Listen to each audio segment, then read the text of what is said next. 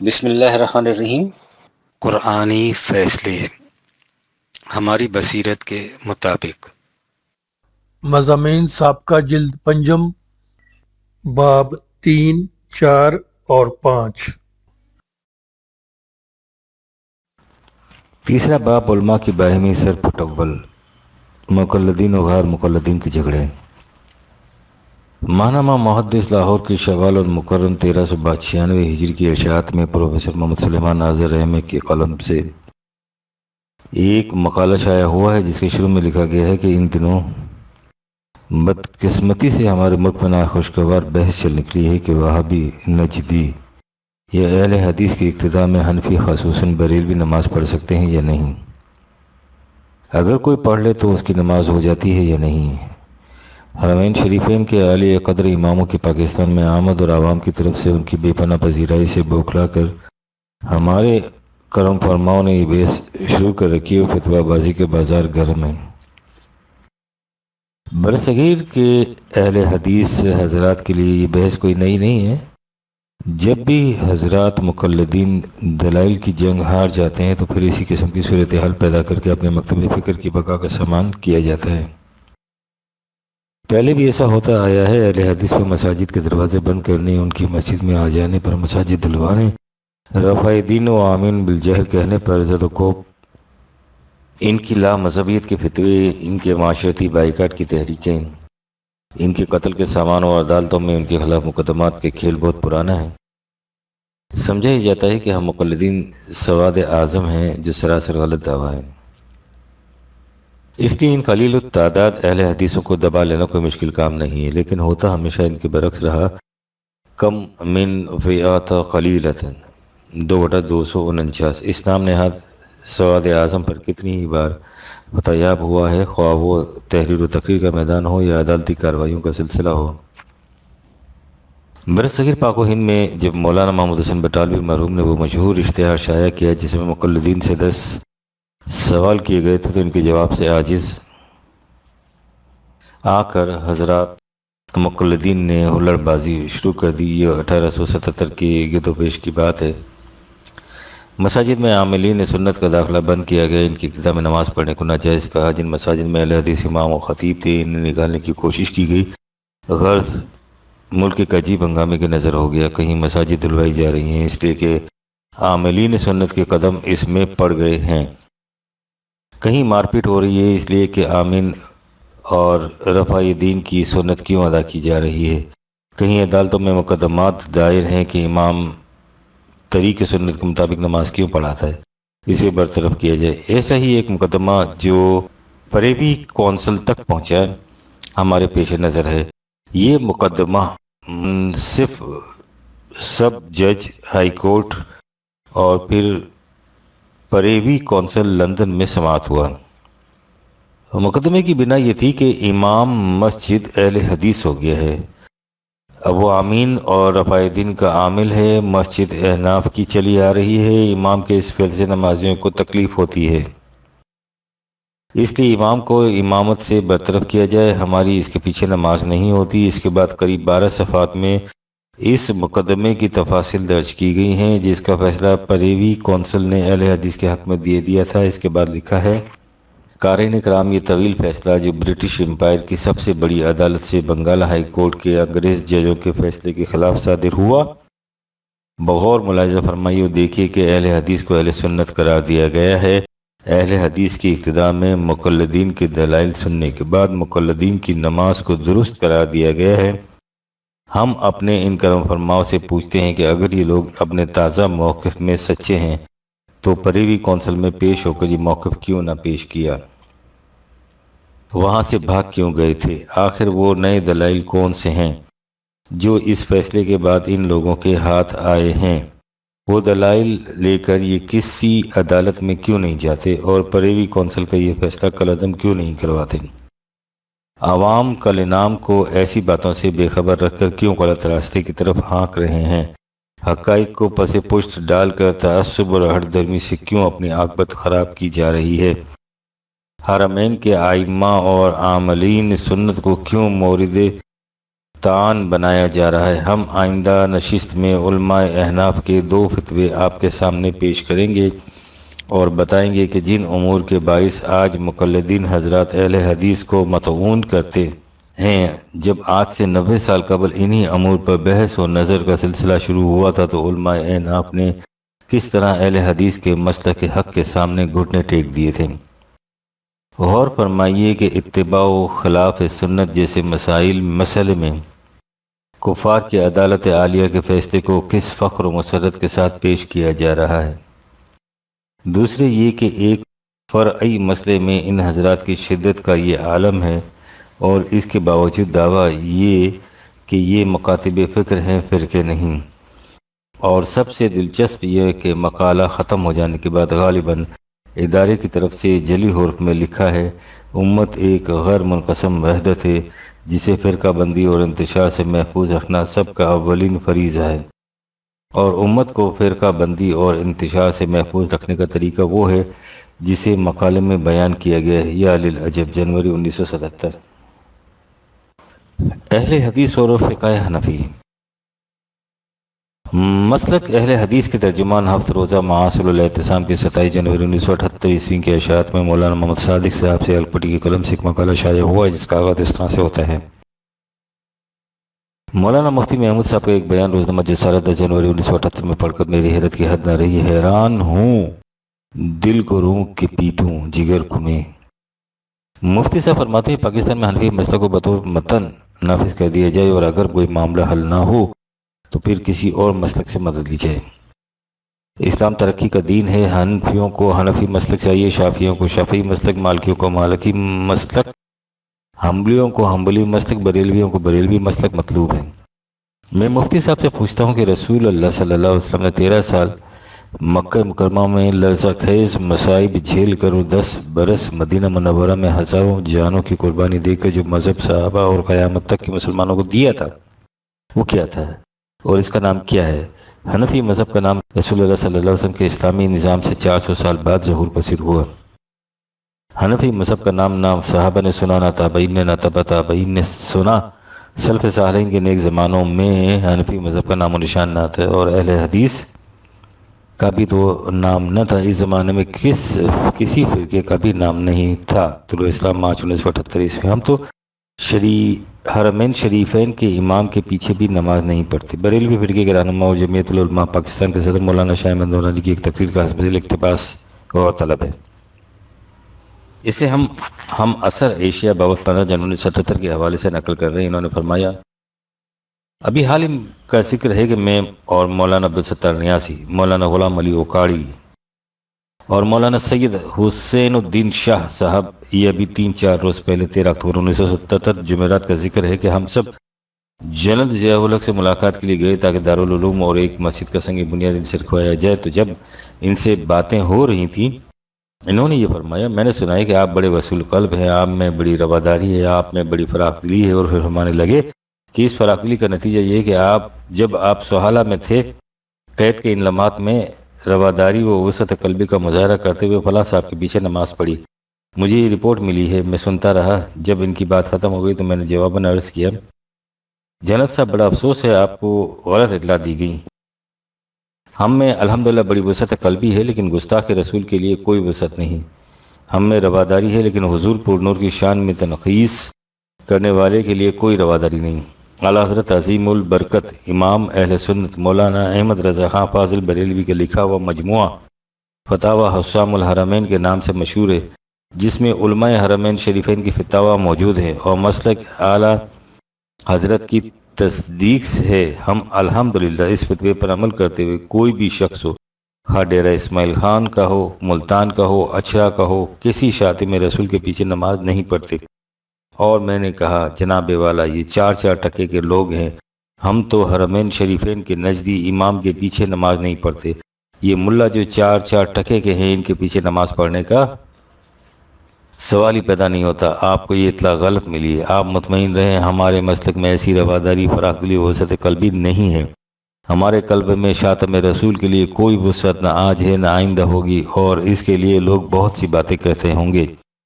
قومی اسمبلی میں بھی اذان ہوتی تھی، علامہ اظہری موجود ہیں، ان لوگوں کا رخ ایک طرف ہوتا تھا اور ہمارا رخ ان سے دوسری طرف۔ اس کے دیکھنے والے ایک نہیں، دو نہیں، بے شمار لوگ ہیں۔ نورانی صاحب کو ان کا عقیدہ مبارک ہو، لیکن ہم ان سے صرف اتنا پوچھنا چاہتے ہیں کہ جن گستاخان رسول اور شاتمان رسول کے پیچھے نماز پڑھنا آپ حرام سمجھتے ہیں، انہی کے ساتھ مل کر نظام مصطفیٰ قائم کرنے کی کوششیں آپ کے نزدیک کس طرح جائز قرار پا سکتی ہیں؟ کیا دنیا میں کبھی ایسا بھی ہوا ہے کہ شاتمان رسول نے نظام مصطفیٰ قائم کیا ہو؟ اور اگر یہ نظام قائم ہو گیا تو اس کی شکل کیا ہوگی؟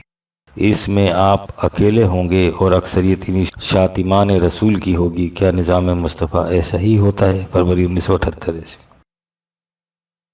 تبلیغی جماعت اور حنفیوں میں سر پٹول۔ ہم نے اس سے پہلے ایک بار لکھا تھا کہ انگلستان میں بریلوی اور دیوبندیوں کے جھگڑے و فسادات کیا شدت اختیار کر رہے ہیں۔ طلوع اسلام 1976۔ اب وہاں جمعیت تبلیغ اسلام اور حنفیوں میں فسادات شروع ہو گئے ہیں۔ اس سلسلے میں حسب ذیل خبر قابل توجہ ہے جسے ہم اثر المنبر لائل پور کے اشاعت بابت 14 سے 21 جنوری 1977 کے حوالے سے درج کرتے ہیں۔ بریڈ فورڈ نمائندہ جنگ۔ بریڈ فورڈ کے مجسٹریٹ نے آج جمعیت تبلیغ اسلام کے جلسے میں چاقو زنی کے الزام میں گرفتار کو ضمانت پر رہا کرنے کی درخواست مسترد کر دی ہے اور انہیں ہفتے کے لیے پولیس کی تحویل میں دینے کا حکم دیا ہے۔ اور گزشتہ اتوار کو گرین لین اسکول میں مرکزی جمعیت تبلیغ اسلام کے جلسے میں جمعیت اور مسجد حنفیہ کے حامیوں کے درمیان مسجد کی تعمیر کے جھگڑے پر گرفتار کیا گیا تھا، جس میں چاقو اور کرسیاں چل گئی تھیں، جس سے 5 افراد زخمی ہو گئے تھے۔ اس جلسے میں جو جمعیت تبلیغ اسلام کی مذہبی خدمات کا جائزہ لینے کے لیے بلایا گیا تھا، ایک قرارداد پیش کی گئی کہ بریڈ فورڈ کونسل نے ایک مسجد تعمیر کرنے کے لیے جو زمین مسجد حنفیہ کو دینے کا وعدہ کیا ہے، اس کی اصل حقدار جمعیت تبلیغ اسلام ہے۔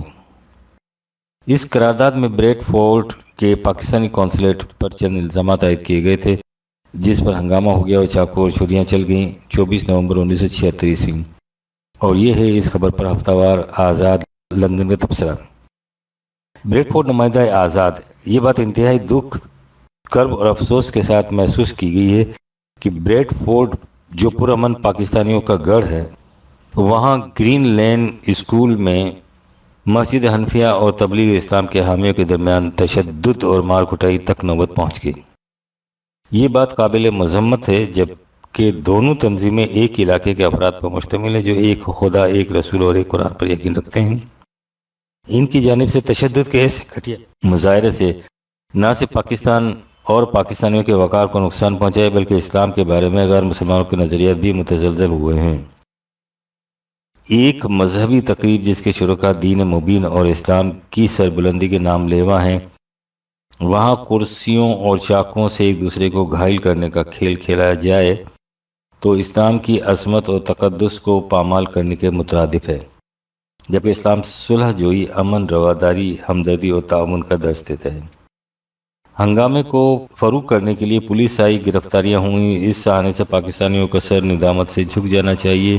بریڈ فورڈ کے پاکستانیوں کو اتحاد، یگانگت کی مثال قائم کر کے اپنی روایت کو زندہ رکھنا چاہیے تھا، لیکن انتہائی دکھ اور کرب کے ساتھ کہنا پڑا کہ یہ ملت خرافات میں کھو گئی۔ بریڈ فورڈ کے گرین لین اسکول میں عموماً پاکستانیوں کی تقریریں ہوتی ہیں، لیکن اس افسوسناک واقعے کے بعد اندیشہ پیدا ہو گیا کہ پاکستانیوں کو اپنی تقریبات کے انعقاد کے لیے جگہ نہیں ملا کرے گی۔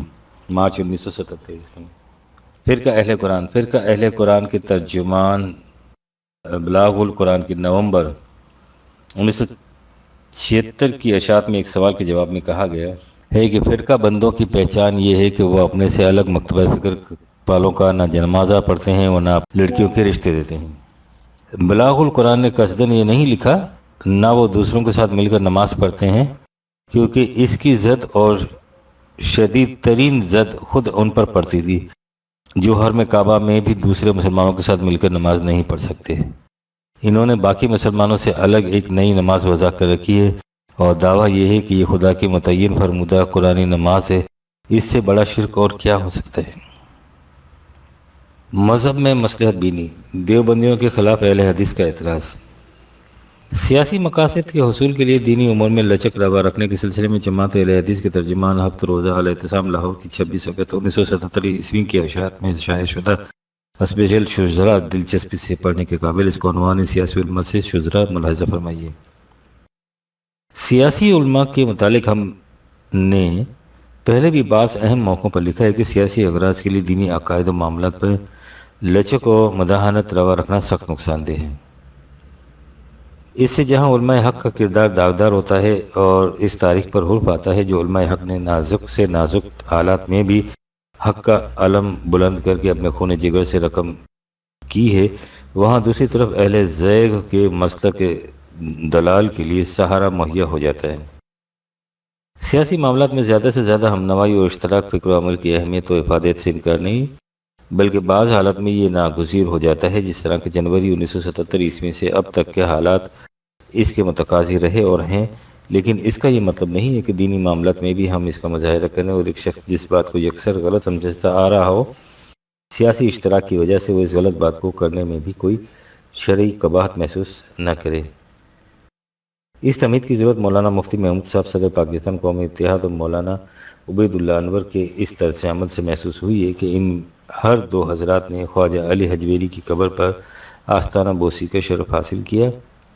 حالانکہ بزرگان دین کی قبروں پر اس طرح کی حاضری ان کے مسلک و عقیدے کی روح سے غلط ہے، بلکہ مؤخر ذکر مولانا کے مرحوم والد مولانا احمد علی صاحب کا تو حضرت علی حجویری کی موجودہ قبر کو ہی مصنوعی بتاتے تھے، اور اول الذکر نے اخباری اطلاع کے مطابق قبر پر دستار بندی کا شغل فرمایا اور حلوہ تقسیم کیا، جو غالباً چڑھاوا ہونے کی وجہ سے اہل بنیر اللہ کے ضمن میں آتا ہے۔ بہرحال ہم علماء دیوبند کی اس طرز عمل کو سخت ناپسندگی کی نگاہ سے دیکھتے ہیں، کیونکہ اس سے شرک و بدعت کو تقویت پہنچتی ہے اور اس توحید کو نقصان پہنچتا ہے جس کی تبلیغ و تلقین علماء حق کرتے آئے ہیں، اور مذکورہ دیوبندی علماء بھی اپنے آپ کو انہی علماء کے سلسلے کی ایک کڑی سمجھتے ہیں۔ جنوری 1978 عیسوی۔ غریب مسلمان کی میت، مولوی صاحبان کی پیشہ ورانہ ذہنیت۔ ذیل کی خبر پڑی اور خون کے آنسو روئے۔ دولت گیٹ ملتان میں ایک مسلمان خاکرب کی میت صرف اس وجہ سے 24 گھنٹے تک رکھی رہی کہ میت کو غسل دینے کے لیے جس مولوی کو بھی بلایا گیا وہ نہ آیا۔ مرحوم کے ورثہ نے مردوں کو غسل دینے والے تمام لوگوں سے رابطہ کیا، ہر مولوی نے آنے کا وعدہ کیا، مگر رات گئے تک کوئی نہ آیا۔ مرحوم کا صبح 8 بجے انتقال ہوا اور بالآخر 10 بجے رات کو ضلع مظفر گڑھ ایک مزدور کو 50 روپے دے کر میت کو غسل دینے کے لیے لایا گیا اور تدفین عمل پہ آئی۔ مذہب جب پیشہ بن جائے تو اس میں اس قسم کے واقعات نہ غیر متوقع ہوتے ہیں نہ غیر معمولی۔ ہر پیشہ ور یہی دیکھتا ہے کہ مجھے اس کام کی اجرت کیا ملے گی۔ غسل دینے کی اجرت کا ایک حالیہ واقعہ خود ہمارا چشمدید ہے۔ میت کے مکان کے قریب ایک جامع مسجد ہے، وہاں کے غسال سے رابطہ کیا تو اس نے 100 روپے طلب فرمایا، کہا کہ کچھ کم کر دیجئے، تو اس نے نہایت رعونت سے جواب دیا کہ کم پیسوں میں غسل دلانا ہو تو وہ سامنے چھوٹی مسجد ہے، وہاں کے مولوی صاحب کو بلا لیجئے۔ چنانچہ چھوٹی مسجد کے مولوی صاحب 50 روپے پر رضامند ہو گئے۔ وہ غسل بھی دیتے جاتے تھے اور بڑی بڑی مساجد والوں کو ملاحیاں بھی سناتے جاتے تھے۔ غسل تو میت کے تجہیز و تکفین کے سلسلے کی پہلی کڑی ہوتا ہے، اس کے بعد کفن کا مسئلہ آتا ہے، جس کے لیے از روئے شریعت 18 گز نئے کپڑے کی ضرورت ہوتی ہے۔ پھر کفن سینے والے کی اجرت، جس کے نزدیک مشین سے کفن سینا مکروہ ہوتا ہے، اسے ہاتھ سے سیا جاتا ہے، اس لیے اجرت بھی زیادہ ہوتی ہے۔ عظام آباد گورکن اور ان کے بھائی بن، جنازہ پڑھانے والے مولوی صاحب، پھر قبر کے سرحانے اسقاط کرانے والے، اس کے بعد کل جمعراتیں 40واں، اور اگر میت کسی امیر آدمی کی ہے تو 40 دن تک قبر پر قرآن خوانی۔ ان تمام مراحل میں مولوی کی ضرورت لانی فق، یہ سب کچھ حضرو شریعت، اس لیے ضروری ہے کہ مولوی صاحبان کا ذریعہ معاش کوئی اور نہیں۔ اور اگر ملتان کے مولوی صاحبان اس لیے غسل دینے کے لیے نہیں آئے کہ میت مسلمان خاکرب کی تھی، تو اس ذہنیت پر جس قدر بھی ماتم کیا جائے کم ہے۔ ہماری یہی ذہنیت تھی جس کی وجہ سے پاکستان کے تمام خاکرب عیسائیت کی آغوش میں چلے گئے۔ ہم انہیں نیچ ذات قرار دیتے رہے اور پادریوں نے آگے بڑھ کر انہیں گلے سے لگا لیا۔ چوتھا باب، تحریک پاکستان علماء حضرات صرف دو ایک مثالیں نیشنلسٹ علماء اور مسلم لیگ سے کیوں الگ ہوئے۔ دین فروشی کی عبرت انگیز مثال۔ ابو سعید انور صاحب پاتر پاکستان کے عینی شاہدوں میں سے ہیں۔ وہ گاہے بگاہے اس تحریک سے متعلق اخبارات میں لکھتے رہتے ہیں، اور چونکہ وہ ان کی تردید ہوتی ہے نہ کہ شنید، اس لیے ان کے پیش کردہ واقعات اکثر و بیشتر حقیقت پر مبنی ہوتے ہیں۔ 12 دسمبر 1976 کے نوائے وقت لاہور میں ان کا ایک مقالہ شائع ہوا ہے جس کا عنوان ہے تحریک پاکستان کو ناکام بنانے کے لیے بعض مسلمان جماعتوں کا کردار۔ اس میں انہوں نے مختصر الفاظ میں نیشنلسٹ علماء آزاد کانفرنس، احرار بنگال کی کرشک پرجا پارٹی، پنجاب کی یونینسٹ پارٹی، خدائی خدمتگار اور جماعت اسلامی کے متعلق بتایا ہے کہ انہوں نے کس طرح اس تحریک کی مخالفت کی۔ اس سلسلے میں انہوں نے جمعیت العلماء ہند کا ذکر کرتے ہوئے لکھا ہے کہ یہ حضرات 1937 کے انتخابات میں ایک مرحلے پر مسلم لیگ سے پورا تعاون کرنے کے لیے تیار ہو گئے تھے، مگر پھر کانگریس کے طرفدار ہو گئے۔ یہ کیوں ہوا، اس کی تفصیل جمعیت علماء ہند کے لیے تکلیف دہ ہوگی، اس لیے اس کا تذکرہ ضروری نہیں۔ ہم سمجھتے ہیں کہ محترم ابو سعید انور صاحب کی یہ رعایت اصول وقائع نگاری کے مطابق نہیں۔ ایک مورخ کے لیے ضروری ہے کہ وہ تاریخ لکھنے بیٹھے تو واقعات کو بے کم و کاست بیان کر دیں، خواہ وہ کسی کے لیے تکلیف دہ ہی کیوں نہ ہو۔ نیشنلسٹ علماء مسلم لیگ سے کیوں الگ ہوئے تھے، اس کا علم کم از کم اہل پاکستان کو ضرور ہونا چاہیے۔ اس سلسلے میں محترم M.A.H. اصفہانی اپنی کتاب قائد اعظم محمد Ali Jinnah as I knew ہم 1936-37 کے انتخابات کے سلسلے میں لکھتے ہیں، پارلیمنٹری بورڈ کی میٹنگ میں ہماری قدیم روایت اور حوث تقریر بازی کی کمزوری کے مطابق بہت سی تقاریر ہوئیں۔ اجلاس میں پہلے دن مفتی کفایت اللہ مولانا حسین احمد مدنی نے مسٹر جناح کی تائید کی اور ان کے اس اقدام کو خوش آمدید کہا کہ وہ مسلم لیگ کو زندہ تحریک کے میدان میں لے آئے ہیں۔ لیکن اجلاس کے آخری دن ان بزرگوں میں سے ایک صاحب نے یہ تجویز پیش کی کہ انتخابات لڑنے کے لیے لیگ کو وسیع پیمانے پر پروپیگنڈا کرنا پڑے گا۔ دیوبند اپنی پروپیگنڈا مشینری کو لیگ کی تفویض میں دینے کے لیے آمادہ ہے، بشرط یہ کہ اس کے جملہ اخراجات مسلم لیگ برداشت کرے۔ آغاز کار کے لیے اندازاً 50,000 روپے کا مطالبہ کیا گیا، لیکن لیگ کے خزانے میں تو اس زمانے میں 50 پیسے بھی نہیں تھے۔ لیگ کا صدر اور اس کا سیکریٹری اعزازی طور پر خدمات سر انجام دیتے تھے۔ ان مولانا صاحبان کو لیگ کی مالی پوزیشن کا اچھی طرح علم تھا۔ جناح صاحب نے اس کی وضاحت کی تو مولانا آزاد مایوس ہو گئے اور لیگ سے نکل کر سیدھے کانگریس کی طرف چلے گئے اور اس کے حق میں پروپیگنڈا شروع کر دیا، کیونکہ کانگریس نے ان کا مطالبہ پورا کر دیا تھا۔ اور اس کے بعد ان علماء حضرات نے فتووں پر فتوے شائع کرنے شروع کر دیے کہ تحریک پاکستان اسلام کے خلاف ہے اور کانگریس کی حمایت خدا اور رسول کے ارشاد کے عین مطابق ہے۔ ہم سمجھتے ہیں کہ اس حقیقت کو تاریخ کے ریکارڈ پر ثبت رہنا چاہیے تاکہ دنیا دیکھ لے کہ ان حضرات کے نزدیک دین کی قیمت کتنی ہوتی ہے۔ اب تو یہ صرف جمعیت العلماء کی نقاب کشائی ہے، کیا معلوم کہ تحریک پاکستان کی دیگر مسلم جماعتوں کے چہرے سے نقاب اٹھنے کے بعد کس کس قسم کے حقائق سامنے آئیں گے۔ مفتی محمود صاحب و نظریہ پاکستان قائد اعظم کو کافر اعظم کہا گیا۔ قومی اتحاد کے سربراہ مولانا مفتی محمود بھی اس معاصر نوائے وقت سے اپنے خصوصی انٹرویو میں یہ کہہ چکے ہیں کہ وہ متحدہ ہندوستان میں زیادہ صوبائی خود مختاری میں مسلمانوں کا مفاد بہتر طور پر محفوظ سمجھتے تھے، اس لیے تحریک پاکستان کے مخالف تھے۔ نوائے وقت مورخہ 27 ستمبر 1977 عیسوی۔ مفتی محمود صاحب نے خان عبدالقیوم خان کے ایک الزام کے جواب میں کہا کہ میں نے نظریہ پاکستان کی مخالفت کی تھی، لیکن قیام پاکستان کے بعد میں نے گزشتہ 30 سال میں پاکستان کی خدمت کی ہے۔ ملک میں سیاسی جدوجہد نظریہ اسلام اور سوشلزم کی جدوجہد ہے۔ پاکستان اسلام کے نام پر حاصل کیا گیا تھا، ورنہ پاکستان کے قیام کی ضرورت کیا تھی۔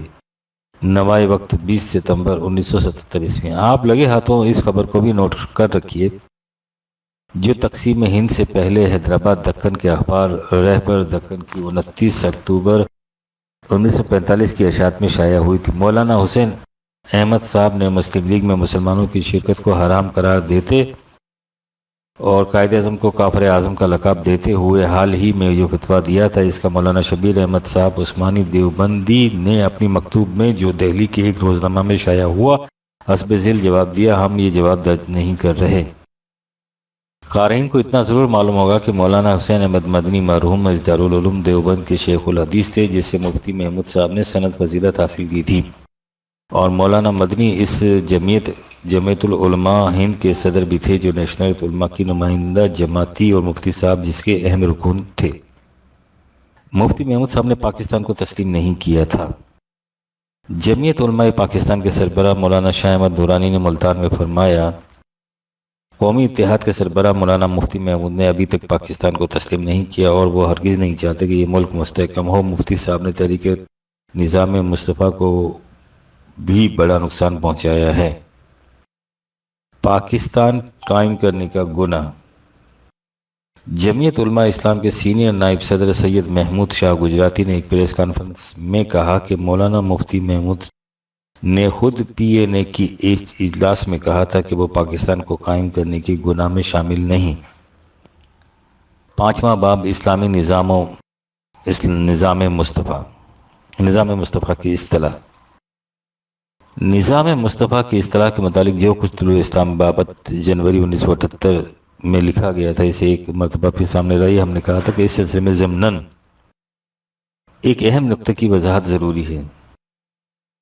ہمارے ہاں آج کل نظام مصطفیٰ کی اصطلاح رائج ہو رہی ہے۔ اگر اس سے مراد دین خداوندی کا وہ عملی نظام جسے نبی اکرم نے قائم فرمایا تھا، تو پھر اس میں اعتراض کی بات نہیں ہے، لیکن اگر اس میں نظام کا لفظ خود دین کے معنوں میں استعمال کیا گیا ہے تو قرآن کریم کی روح سے یہ درست نہیں۔ قرآن کریم میں اسلام کو دین اللہ کہا گیا ہے، بالفاظ دیگر دین خدا کی طرف سے ملتا ہے جسے حضرات انبیاء کرام دنیا میں رائج کرتے تھے۔ دین خود کسی رسول کا وضع کردہ نہیں ہوتا تھا۔ مستشرقین نے اسلام کے لیے محمدنزم اور مسلمانوں کے لیے محمدنز کی اصطلاحات وضع کی۔ چونکہ ان سے اسلام کے متعلق بہت بڑی غلط فہمی پیدا ہوتی تھی، اس لیے انہیں کافی تقدس کے بعد بدلوایا گیا۔ چونکہ نظام مصطفیٰ کی اصطلاح سے اس قسم کی غلط فہمی پیدا ہو جانے کا امکان ہے، اس لیے ہم سمجھتے ہیں کہ اس کے بجائے دین خداوندی یا قرآن نظام کہنا بہتر ہوگا۔ اب یہ دیکھیے کہ ہماری مذہبی پیشوائی کی طرف سے اس باب میں کیا کہا جا رہا ہے۔ موقر جریدہ الاعتصام کے ارشاد بابت 16 دسمبر 1977 میں تحریر ہے۔ تفصیلات میں جانا اس وقت ہمارا موضوع نہیں ہے، مقصد یہ گزارش کرنا ہے کہ سالہ سال کی اس طویل مدت میں صحیح اسلامی حکومت کو قرآنی نظام، اسلامی نظام، نفاذ شریعت، حکومت الہیہ، خلافت الہیہ، اللہ کا قانون سے تعبیر کیا جاتا رہا، حتیٰ کہ پاکستان بنانے کے لیے جو نعرہ عوام کو دیا گیا تھا وہ بھی یہی تھا کہ پاکستان کا مطلب کیا، لا الہ الا اللہ۔ لیکن معلوم نہیں اس کا پس منظر کیا ہے کہ ان معروف اصطلاحوں کی بجائے اب کچھ عرصے سے ایک نئی اصطلاح نظام مصطفیٰ مخصوص ذہن کے ایک طبقے نے چلا دی، جس کے متعلق خود یہ اعتراف اس کے موجود کر رہے ہیں کہ یہ ہماری ایجاد ہے۔ یہ درست ہے کہ ابھی چند ماہ قبل جب بھٹوازم کے خلاف ملک کی گیر پیمانے پر تحریک چل رہی تھی تو پروپیگنڈے کے زور پر یہ اصطلاح خوب چلی، اور اختلاف و نزاع سے بچنے کے لیے عوام و خواص میں اس کا عام استعمال ہوتا رہا۔ لیکن اب جب کہ حالات کچھ معمول پر آئے ہیں تو بعض وسیع المطالعہ اہل فکر نے اس پر غور کرنے کی طرف توجہ دلائی۔ چنانچہ ملک کے نامور قانوندان مسٹر اے کے بروہی نے کہا کہ چونکہ نظام مصطفیٰ کی اصطلاح بہت سی غلط فہمیاں پیدا کرنے کا موقع فراہم کرتی ہے، اس لیے اس کی بجائے نظام الہی کہنا چاہیے۔ اس پر اس اصطلاح کے موجد اور ان کا حلقہ ارادت چین بچی جبی ہو رہا ہے اور اس کو غلط مفہوم پہنانے کی کوشش کر رہا ہے۔ لیکن واقعہ یہ کہ بات یہ درست ہے اور سنجیدگی سے غور و فکر کے مستحق نظام مصطفیٰ کی اصطلاح اس معنی میں درست صحیح کہ محمد مصطفیٰ صلی اللہ علیہ وسلم نے دنیا کے سامنے اسلام کو پیش کیا اور آپ ہی اس کے پیغمبر اول اور اولین داعی تھے۔ اس وجہ سے آپ کے لائے ہوئے نظام اسلام کو نظام مصطفیٰ کہا جا سکتا ہے۔ لیکن جب کوئی اصطلاح مبہم، ذو معنی اور غلط فہمی کا موجب بنتی نظر آتی ہو تو اس سے احتراز کا حکم ہے، جیسا کہ صحابہ کو رائنا کہنے سے روک دیا گیا تھا، کیونکہ اسے یہود غلط فائدہ اٹھاتے تھے۔ چنانچہ اس اصطلاح میں بھی خرابی کے پہلو ہیں، مثلا غیر مسلم مغربی اور عیسائی مستشرقین اسے اپنے مخصوص مقاصد کے لیے استعمال کریں گے۔ وہ اسلام کے متعلق ہمیشہ یہ تاثر دیتے آئے ہیں کہ یہ قرآن منزل من اللہ نہیں ہے، خود محمد عربی صلی اللہ علیہ وسلم کی معاذ اللہ تصنیف ہے، اور یوں وہ اسلام کو دین الہی کی بجائے دین محمدی اور آسمانی مذہب کی بجائے انسانی مذہب باور کراتے ہیں۔ اسی لیے وہ اسلام کو اسلام نہیں بلکہ محمدن ازم کہتے ہیں اور لکھتے ہیں، اور پیغمبر اسلام محمد صلی اللہ علیہ وسلم کو اس معنی میں بانی اسلام کہتے ہیں۔ ہم سمجھتے ہیں کہ بروہی صاحب کی رائے درست ہے۔ یہ اصطلاح واقعی دشمنان اسلام کے نقطۂ نظر کے فروغ کا باعث بن سکتی ہے، جو اس کو اپنے مخصوص اور مکروہ پروپیگنڈے کے لیے استعمال کر سکتے ہیں۔ بنا بری اسلام کے لیے اسلامی نظام، شریعت اسلامیہ اور خلافت اسلامیہ ہی موضوع تر نام ہیں، اور یہی اصطلاحات تحریر و تقریر میں استعمال ہونی چاہیے، جیسا کہ مدتوں سے یہی اصطلاحات زبان زد خاص و عام چلی آ رہی ہیں۔ اسلامی نظام میں رسول اللہ کا مقام، قانون سازی کا اہم سوال۔ مارچ 1978 میں ابو العلا مودودی مرحوم کا ایک انٹرویو ریڈیو پاکستان سے نشر ہوا۔ اس کا تعارف تو انٹرویو کہہ کر ہی کرایا گیا تھا، لیکن وہ ایک مسلسل تقریر تھی۔ اس کا متن مختلف جرائد میں شائع ہوا۔ ہمارے سامنے اس کا وہ متن ہے جو خود مودودی مرحوم کے ماہنامہ ترجمان القرآن کے اپریل 1978 کی اشاعت میں شائع ہوا ہے، لہذا اس کے مستند ہونے میں شبہ نہیں کیا جا سکتا۔ اس تقریر کے بعض نکات کے خلاف مختلف گوشوں سے اعتراضات بھی ہوئے ہیں۔ اس تقریر کے موضوع کا نقطۂ ماسکہ یہ تھا کہ اسلامی نظام میں حکومت میں خود رسول اللہ کی پوزیشن کیا تھی۔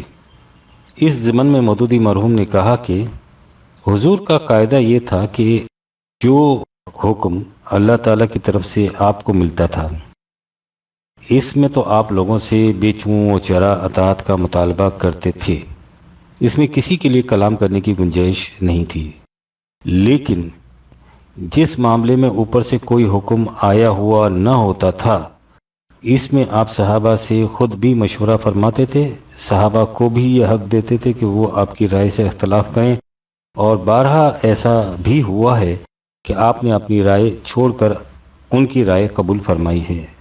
آگے چل کر کہتے ہیں، اس سے آپ سمجھ سکتے ہیں کہ رسول اللہ صلی اللہ علیہ وسلم لوگوں کو دو طرح کی تربیت دے رہے تھے۔ ایک اس بات کی تربیت کہ جب خدا کی طرف سے کوئی حکم آئے تو اس کی بے چوں و چرا اطاعت کرو۔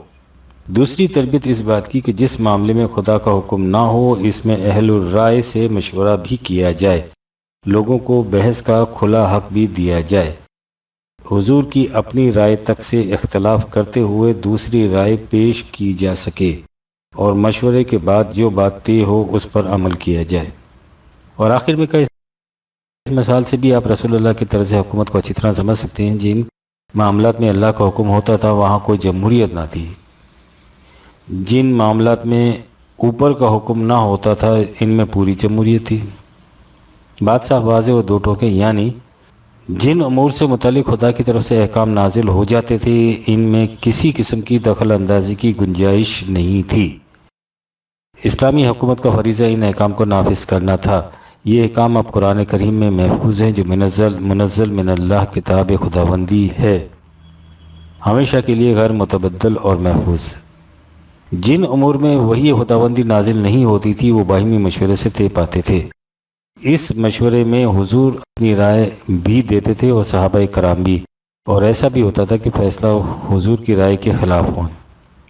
اسی کا نام اسلامی جمہوریت تھا۔ ظاہر ہے کہ جو فیصلے اس طرح باہمی مشورے سے ہوتے تھے وہ وہی منزل من اللہ کی طرح ہمیشہ کے لیے غیر متبدل نہیں ہوتے تھے۔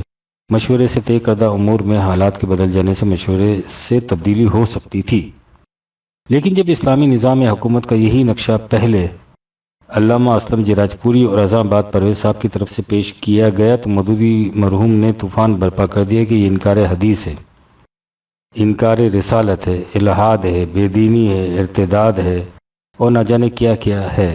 اس موضوع پر طول طویل بحث کرتے ہوئے انہوں نے لکھا، لیکن یہ تفریق جو انہوں نے علامہ اسلم جراجپوری نے محمد بن عبداللہ بحیثیت انسان اور محمد رسول اللہ بحیثیت مبلغ کے درمیان کی ہے، قرآن مجید سے ہرگز ثابت نہیں۔ قرآن میں آن حضرت کی ایک ہی حیثیت بیان کی گئی ہے، اور وہ رسول اور نبی ہونے کی حیثیت ہے۔ جس وقت اللہ تعالیٰ نے آپ کو منصب رسالت سے سرفراز کیا، اس وقت سے لے کر حیات جسمانی کے آخری سانس تک آپ ہر آن اور ہر حال میں خدا کے رسول تھے۔ آپ کا ہر فعل اور ہر قول رسول خدا کی حیثیت سے تھا۔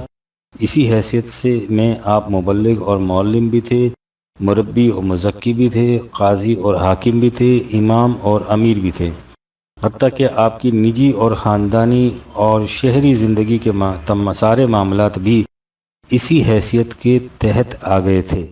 قرآن مجید میں کہیں کوئی خفیف سے خفیف اشارہ بھی ایسا نہیں ہے یا نہیں ملتا جس کی بنا پر حضرت صلی اللہ علیہ وسلم کی حیثیت رسالت اور حیثیت انسانی اور حیثیت امارت میں کوئی فرق کیا گیا ہو۔ رسول کی ہر بات خدا کی طرف سے ہوتی تھی۔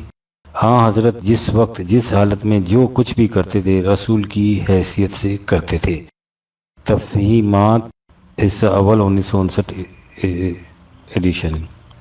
اسی کتاب میں آگے چل کر لکھتے ہیں کہ رسول کی زندگی کے معاملات عام اس سے کہ وہ امام کی حیثیت سے ہوں یا امیر کی حیثیت سے یا معلم اخلاق کی حیثیت سے، شہری اور سوسائٹی کے ایک فرد کی حیثیت سے ہوں یا ایک شوہر، باپ، بھائی، رشتہ دار اور دوست کی حیثیت سے، سب پر اس کی حیثیت رسالت اس طرح حاوی ہوتی ہے کہ کسی حال میں ایک لمحے کے لیے بھی اس سے منفک نہیں ہوتی، حتیٰ کہ جب وہ اپنی خلوت میں اپنی بیوی کے پاس ہوتا ہے اس وقت بھی اس طرح خدا کا رسول ہوتا ہے جس طرح وہ مسجد میں نماز پڑھاتے وقت ہوتا ہے۔ آپ غور فرمائیے کہ جو کچھ مودودی مرحوم نے اب اپنی تقریر میں کہا ہے اور جو کچھ تفہیمات میں لکھا تھا، ان میں کس قدر تضاد ہے، اور یہ تضاد بھی کسی فروعی مسئلے میں نہیں، حضور نبی اکرم کی پوزیشن کے متعلق ہے، یعنی اس سوال کے متعلق جس پر دین کی عمارت استوار ہوتی ہے اور جس کے مطابق اسلامی نظام حکومت کو قیامت تک قائم ہونا ہے۔ مودودی مرحوم نے جو کچھ تفہیمات میں لکھا تھا اس کی روح سے حضور کے لیے کسی وقت اور کسی معاملے میں بھی دوسروں سے مشورہ کرنے کی گنجائش نہیں تھی، کیونکہ ایک رسول کا عام لوگوں سے مشورہ کرنے کا کیا مطلب؟ لیکن اس باب میں مودودی مرحوم کے سامنے سب سے بڑی رکاوٹ قرآن کی وہ آیت تھی جس میں اللہ تعالیٰ نے حضور کو حکم دیا تھا کہ وَشَاوِرْهُمْ فِي الْأَمْرِ، اور ان امور میں ان لوگوں اپنے ساتھیوں سے مشورہ کیا کرو۔ اس ضمن میں انہوں نے لکھا تھا، لیکن رسول اللہ کو جہاں مشورہ لینے کا حکم دیا گیا ہے وہیں یہ بھی کہہ دیا گیا ہے کہ جب آپ کسی بات کا عزم فرما لیں تو خدا پر بھروسہ کر کے عمل کا اقدام فرمائیے۔ وَإِذَا عَزَمْتَ فَتَوَكَّلْ عَلَى اللَّهِ 3/158۔ اس سے صاف معلوم ہوتا ہے کہ آپ مشورہ کے محتاج نہ تھے، بلکہ آپ کو شورا کا حکم صرف اس لیے دیا گیا تھا کہ آپ کے مبارک ہاتھوں سے ایک صحیح جمہوری طرز حکومت کی بنیاد پڑ جائے۔ ہم مودودی مرحوم کی اس مزے کا انگیز تعویل پر کوئی تبصرہ نہیں کرنا چاہتے، ہم صرف یہ کہنا چاہتے ہیں کہ انہوں نے اپنی حالیہ تقریر میں فرمایا ہے کہ جن امور میں خدا کی طرف سے حکم نازل نہیں ہوتا تھا ان میں آپ اپنے رفقا سے مشورہ کیا کرتے تھے۔ اس مشورے میں آپ کی بھی ایک رائے ہوتی تھی اور ایسا بھی ہوتا تھا کہ فیصلہ آپ کی رائے کے خلاف ہو، آپ اس فیصلے پر عمل بھی فرماتے تھے۔ اس کا نام اسلامی جمہوریت تھا۔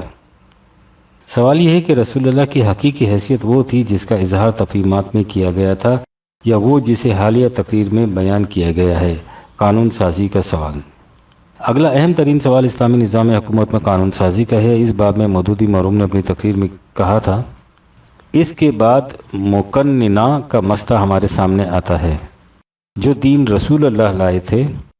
اس میں چونکہ بنیادی طور پر قانون اللہ تعالیٰ کا تھا اور وہی قانون بنانے کا حق رکھتا تھا، اس لیے رسول اللہ کی حیثیت قانون ساز کی نہیں تھی، بلکہ قانون کو نافذ کرنے والے، اس کی تشریح کرنے والے اور لوگوں کو اس کے مطابق عدل و انصاف کا انصاف نظام چلانے کی تربیت دینے والے کی تھی۔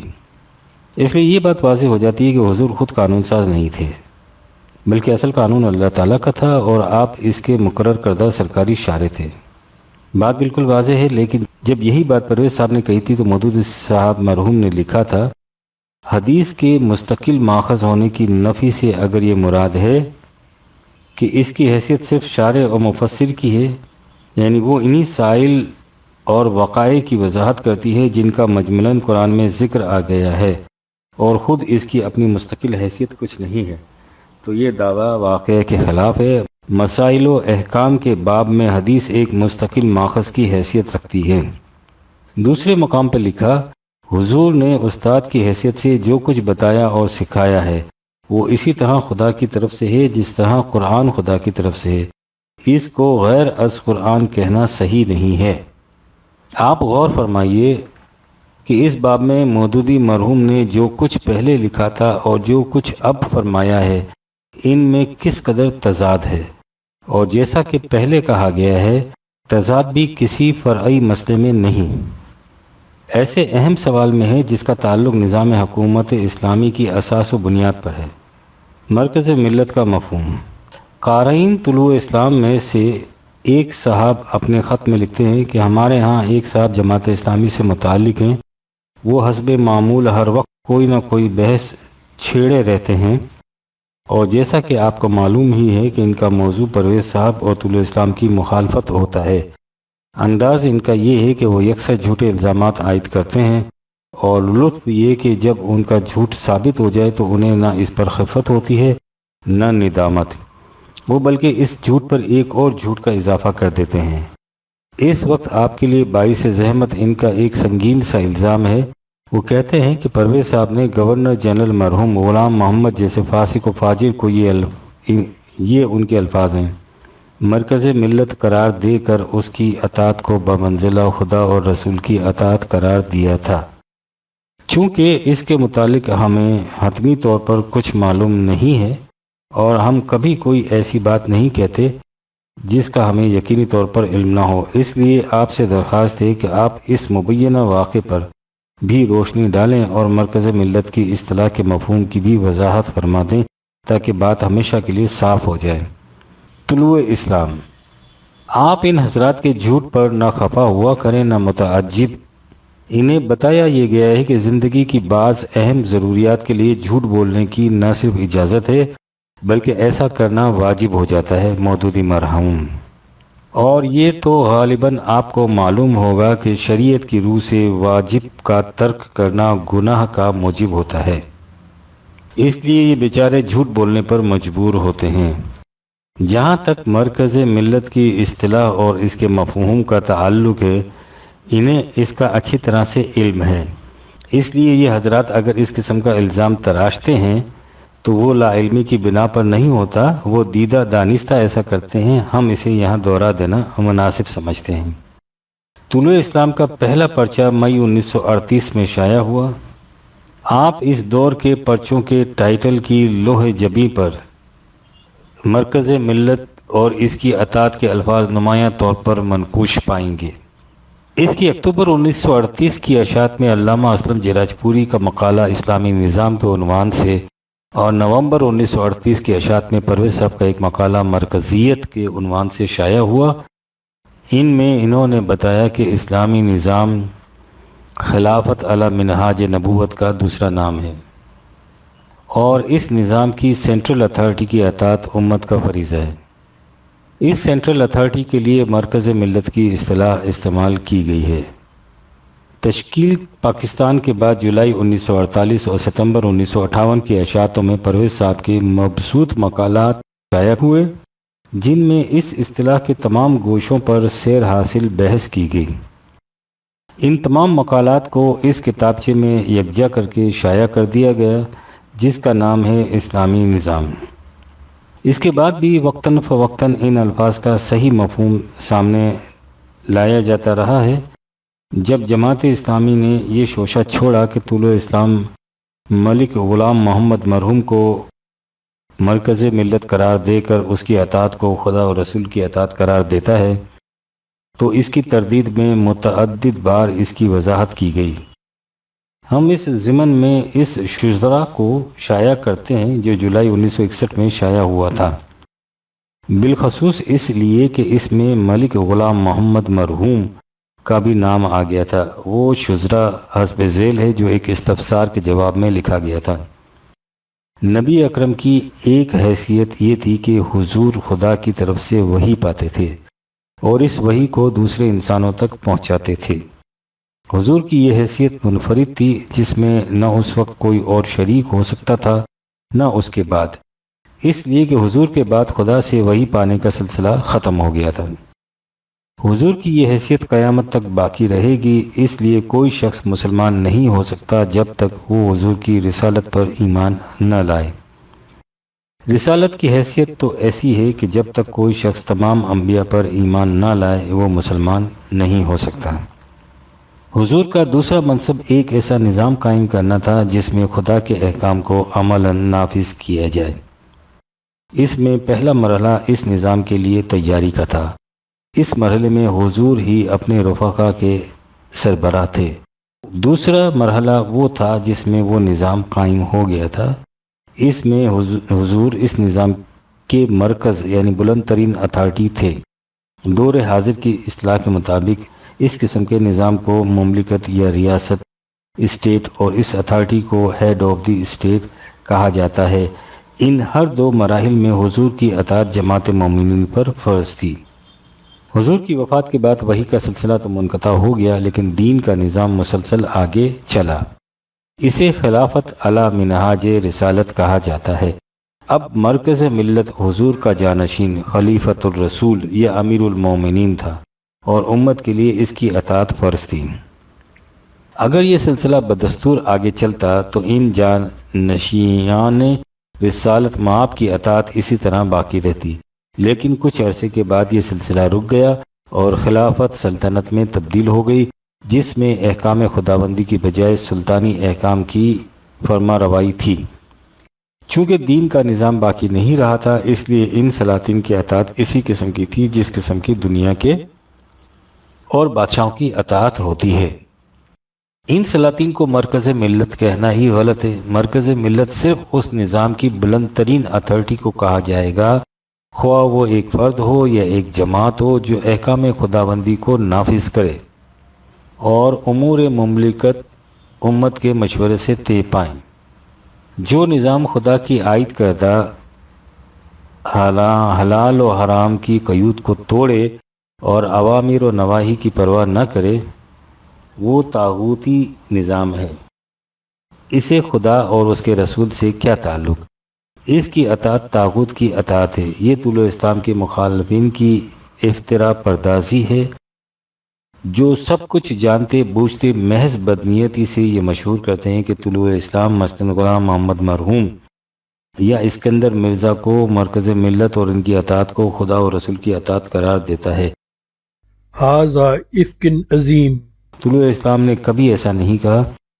اس نے مرکز ملت کی تشریح ہمیشہ خلافت علی منہاج رسالت کے الفاظ سے کی ہے، یعنی اس قسم کا نظام جو محمد رسول اللہ والذین معہ کے مقدس ہاتھوں سے قائم ہوا تھا، جس میں مملکت کا تمام کاروبار قرآن کریم کی حدود کے اندر رہتے ہوئے ہوتا تھا۔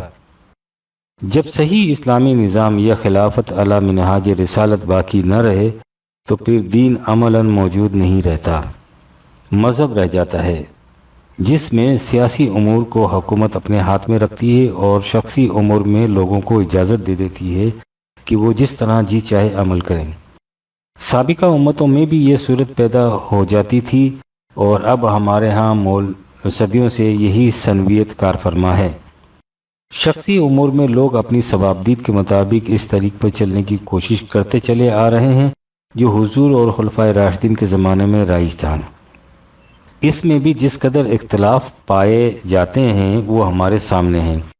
اس طریقہ کار میں اختلافات ناگزیر ہیں۔ یہی وہ مجبوری تھی جس کی وجہ سے یہ روایت وضع کر لی گئی کہ حضور نے فرمایا ہے کہ میری امت کا اختلاف رحمت ہے۔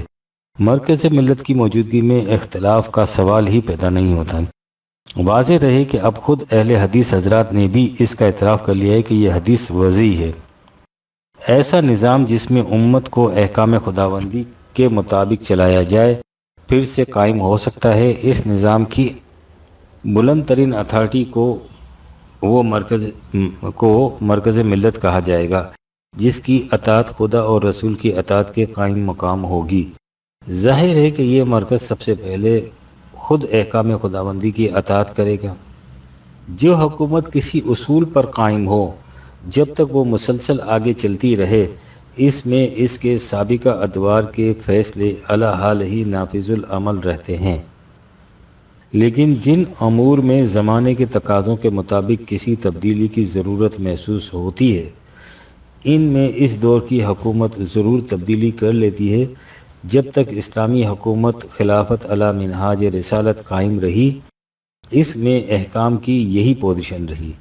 قرآن کریم نے جب امور مملکت کو باہمی مشورے سے طے کرنے کا حکم دیا تھا تو اس کا یہی منشا تھا۔ اس کی روشنی میں جب تک ہم اس حدیث کو دیکھتے ہیں جس میں نبی اکرم نے فرمایا کہ تم میری سنت اور میرے خلفائے راشدین کی سنت واجب ہے، تو بات واضح ہو جاتی ہے۔ یہ خلفائے راشدین کسی خاص زمانے تک محدود نہ تھے۔ اگر خلافت راشدہ مسلسل آگے چلتی تو حضرت ابو بکر کے زمانے سے لے کے آج تک کے خلفائے راشدین ہوتے۔ اگر وہ سلسلہ کسی وجہ سے منقطع ہو گیا ہے تو اسے پھر جاری کیا جا سکتا ہے۔ جب وہی سلسلہ پھر قائم ہو جائے گا تو ان نئے خلفائے راشدین کی سنت کی اطاعت واجب ہو جائے گی۔ اس سے مراد ہوں گے وہ فیصلے جو یہ نظام قرآن کریم کے احکام کو نافذ کرنے کے سلسلے میں باہمی مشاورت سے کرے گا۔ یہ ہے اس باب میں طلوع اسلام کا مسلک، جسے ہم اپنی بصیرت کے مطابق قرآن کریم سے سمجھ سکیں۔ آپ نے ملاحظہ فرما لیا کہ طلوع اسلام کے نزدیک مرکز ملت کا مفہوم کیا ہے، لیکن جماعت اسلامی والے اس کے بعد بھی یہی رٹ لگاتے جائیں گے کہ پرویز صاحب ملک غلام محمد مرحوم جیسے فاسق و فاجر کو مرکز ملت قرار دے کر اس کی اطاعت کو خدا اور رسول کی اطاعت قرار دیتے تھے۔ سوتے کو تو جگایا جا سکتا ہے، جاگتے کو کون جگا سکتا ہے؟